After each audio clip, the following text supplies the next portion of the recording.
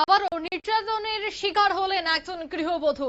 জানা গেছে যে বিয়ে করার পর থেকে নাকি প্রতিনিয়ত শারীরিক এবং মানসিকভাবে নির্যাতন করা হতো এই গৃহবধূকে। সন্তান সহ উদ্ধার করা হয়েছে গৃহবধূকে, পুলিশের কাছে দ্বারস্থ হয়েছে নির্যাতিতা নারী।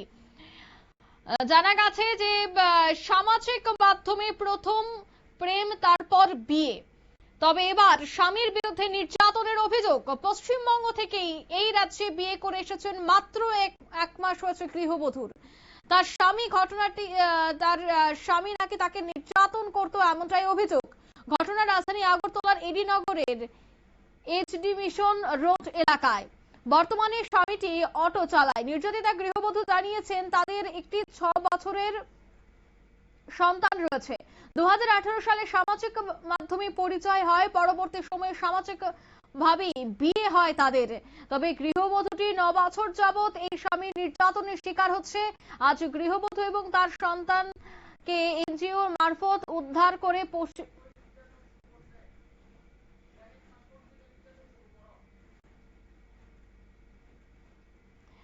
এ বিষয়ে তিনি পশ্চিম থানায় দ্বারস্থ হয়েছেন। কি বলছেন নির্যাতিতা গৃহবধূ শোনাবো। আমার বিয়ে হয়েছিল 2/12/2018 সালে। বিয়ের 1 মাস পর থেকেই আমার হাজবেন্ড এবং আমার শ্বশুর শাশুড়ি আমার উপর নির্যাতন করে। হাজবেন্ডের নাম প্রসেনজিৎ আচার্য। ও আমার গায়ে কোনোমতো হাত তোলে, যেই সময় ওর মাথায় রাগ উঠে সেই সময় হাত তোলে কোনো কারণ ছাড়া। এখন আমি প্রসেনজিৎ আচার্য অনেক সহ্য করার পর, অনেক ধৈর্য ধরার পর সেদিন আমাকে বাইরেও পর্যন্ত আমাকে খালি বলে বাড়ি থেকে বেরিয়ে যাও, বাড়ি থেকে। আমি এত রাতে কোথায় বাড়ি থেকে বেরিয়ে যাবো, কোথায় যাবো, আমার তো এখানে কেউ নেই। এরকম বলার পর আমি এখন ভাবি যে অনেক সহ্য করার পর আমি আজকে এখানে ম্যাডামদের কাছে অনেক কৃতজ্ঞ যে ম্যাডামরা আমাকে এরকম সাহায্য করেছে, অনেক কৃতজ্ঞ। কতদিন ধরে আপনার এই নির্যাতন চলছে?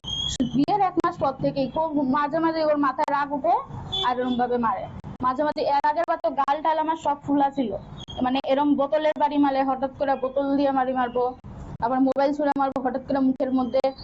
মাথা এই শিকদাটা তো আমার এতটুকু ফুলা গেছিল, মানে শিকদারের মধ্যে এমন ভাবে মেরেছে সেই দিন। সবাই বলছে এরকম ভাবে তোমার সে মানে মেরে ফেলার জায়গার মধ্যে মারে। মানে আপনার হাজবেন্ড অটো চালায়।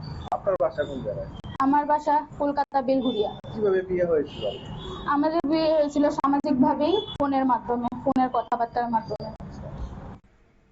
আপনারা শুনেন বেলগড়িয়ার এই মহিলাটি, যিনি বিয়ে করে আসেন ত্রিপুরায়, তারপর উনি বসবাস করতে থাকেন এডি নগরের এসডি মিশন সংলগ্ন এলাকায়। কিন্তু অভিযোগ রয়েছে বিয়ের 1 মাস পর থেকেই নাকি শারীরিক এবং মানসিকভাবে নির্যাতন করতো তার স্বামী। তার 6 বছরের একটি বাচ্চাও রয়েছে, 9 বছর হয়েছে বিয়েতে। কিন্তু বিয়ের 1 মাস পর থেকে মর্মান্তিক অত্যাচার চালাতো এবং আজ তিনি এই দ্বারস্থ হয়েছেন থানায় এবং ওনার অভিযোগ সত্য হয়ে থাকে। এখন দেখার বিষয় ওনার স্বামীর বিরুদ্ধে কি পদক্ষেপ গ্রহণ করা হয়। নিয়ে নিচ্ছি ছোট্ট একটি বিজ্ঞাপন বিরতির সঙ্গে থাকুন।